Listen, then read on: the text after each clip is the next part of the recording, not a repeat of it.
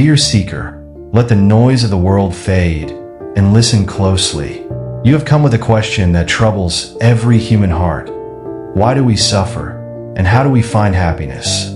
This is not a new question, nor is it one that arises in your heart alone. For thousands of years, countless beings have asked the same, searching for a path that frees them from sorrow and leads them to peace. And long ago, one man, Siddhartha Gautama, the Buddha, sat beneath the Bodhi tree and awakened to the truth. He saw, with absolute clarity, why we suffer and how we can free ourselves. Listen well, for what I share with you now is not mere philosophy, but a truth that has been tested and lived by those who have walked this path before us. If you truly understand, not just with your mind but with your whole being, you will see the way out of suffering and into unshakable happiness. First truth: suffering exists in life. The first truth is simple, yet many refuse to accept it. Life contains suffering. No matter who you are, where you live, or what you own, you will experience pain, loss, disappointment, and hardship. The body ages, loved ones pass away, and desires go unfulfilled. Even when you achieve what you seek, it does not last. A man once came to the Buddha, grieving the death of his son. His heart was broken, his tears endless. "Master," he wept, "bring my son back." The Buddha looked at him with deep compassion and said, "Go to the village, knock on every door, and bring me a mustard seed from a house that has never known suffering. With that seed, I will bring your son back to life." The man did as he was told. He went from house to house, asking for a mustard seed. But at every door, he found the same story: loss, pain, grief. Every family had suffered in some way. At last, the man returned, empty-handed. He knelt before the Buddha and said, "I understand now. No one is free from suffering." The Buddha nodded. Just as no wave in the ocean escapes the movement of the tide, no life is free from suffering.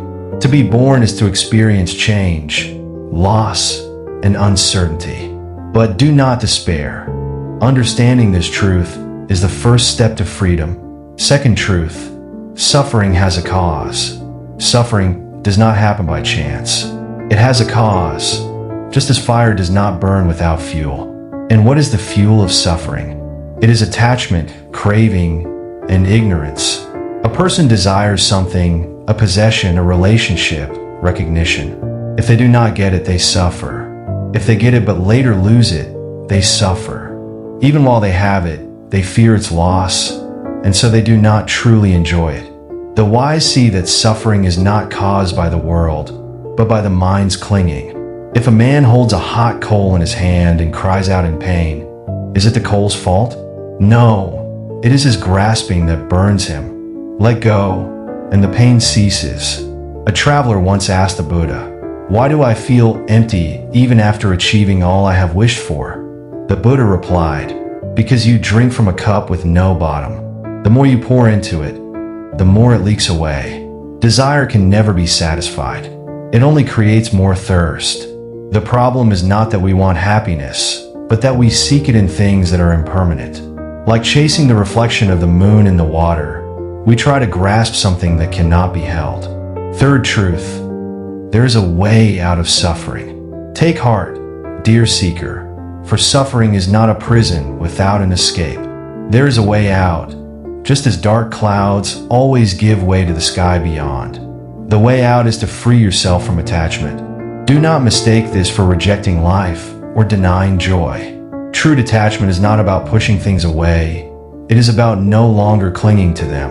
You may enjoy the beauty of a flower, but if you do not try to possess it, you do not suffer when it withers.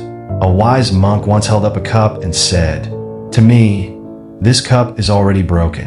When I drink from it, I appreciate it. When it falls and shatters, I do not grieve, for I never thought it was mine to keep." If you train your mind to let go, suffering loses its grip. Love without attachment. Work without being chained to results. Live fully in the present, without fearing change. Then, peace arises on its own. Fourth truth: True happiness comes from within. Most people search for happiness outside themselves.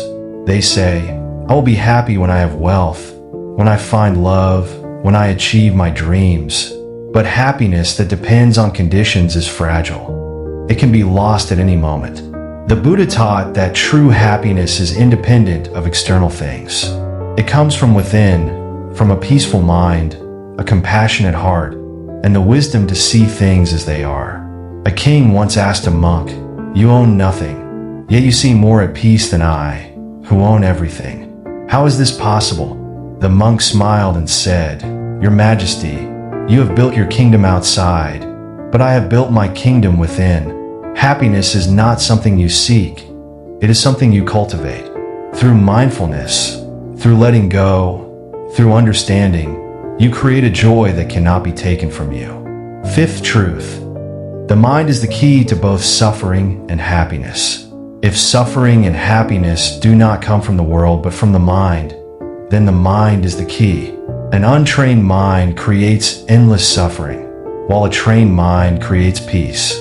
A man once asked the Buddha, "Master, how do I control my mind? It is restless, always wandering, always seeking." The Buddha pointed to a wild horse in the distance and said, "That horse runs wherever it wishes, without direction, without peace. But when trained with patience and care, it becomes calm, obedient, and strong." So too is the mind. If left uncontrolled, it leads to suffering. If trained through meditation and wisdom, it becomes your greatest ally. Train your mind to see clearly. Do not believe every thought. Do not react to every emotion. Sit quietly and observe your breath, your sensations, your feelings. In doing so, you will come to understand your own nature. And once you know your mind,